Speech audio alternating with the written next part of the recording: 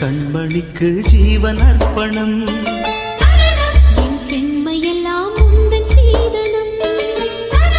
உன் சீதனங்கள் என்ன நூதனம்.